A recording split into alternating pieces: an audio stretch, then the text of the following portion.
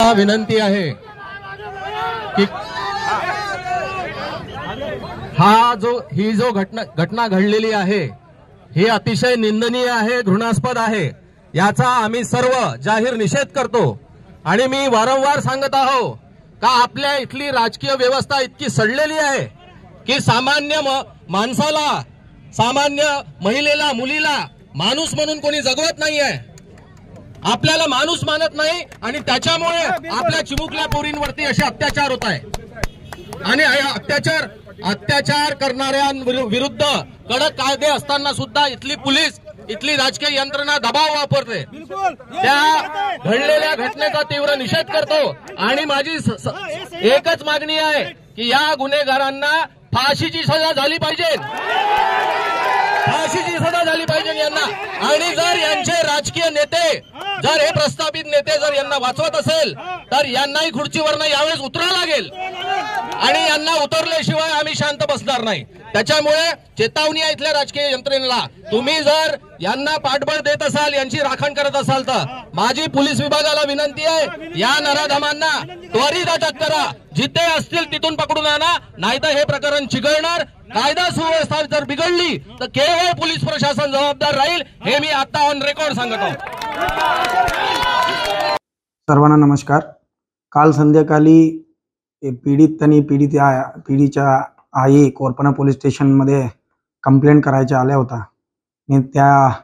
ते सांगितलं होतं की मे महिन्यामध्ये त्यांच्यावर काही अत्याचार झाला म्हणून, आणि आरोपी त्यांचा अध्यापक आहे।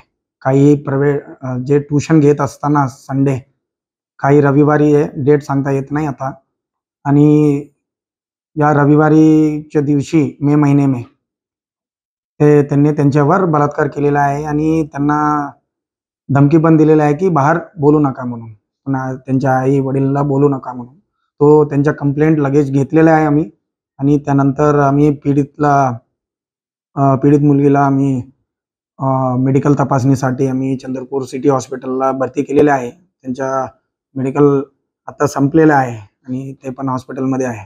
तो त्या अनुषंगाने आम्ही कंप्लेंट दखल घेऊन FIR दाखल केलेला आहे। लगेच आमच्या क्राईम ब्रांच टीम ज्यावेळी कंप्लेंट आला आमच्या पोलीस स्टेशन, लगेच आमच्या टीम रवाना झालेला आहे।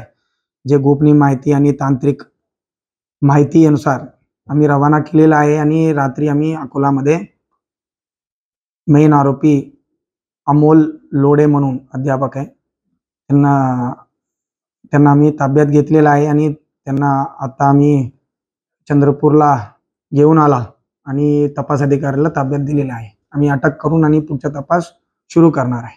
तर या प्रकरणात पीडित मुलींची संख्या अजून वाढण्याची शक्यता आहे का? सध्या काय माहिती?